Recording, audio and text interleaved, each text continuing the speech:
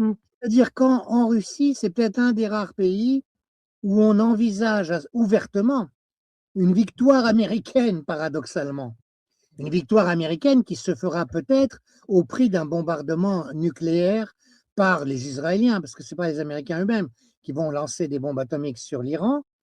Et dans ce cas-là, c'est évidemment une catastrophe pour la Russie. Et c'est une catastrophe de plusieurs points de vue.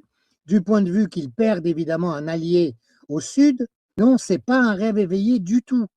Sans compter qu'une explosion nucléaire sur l'Iran, ça voudrait évidemment, ça aura des implications psychologiques, guerrières, de lancer ensuite des représailles de la part de l'Iran s'il leur reste des lanceurs qui peuvent être utilisés. Il y a des chances qu'il leur en reste, leurs missiles, qui peuvent, atteindre Israël, et notamment Dimona, c'est-à-dire les centrales nucléaires, et le désert du Negev, où il y a, où il y a certaines des charges nucléaires guerrières des Israéliens.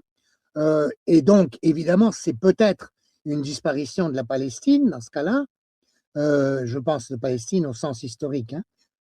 Si le Pakistan intervient, comme il a promis de le faire, mais ce qu'il ne fera pas forcément, Mais mais qui ça est veut une dire aussi puissance nucléaire. on va lever le tabou du nucléaire et que les prochains conflits, si vous voulez, les gens vont recourir beaucoup plus facilement au nucléaire.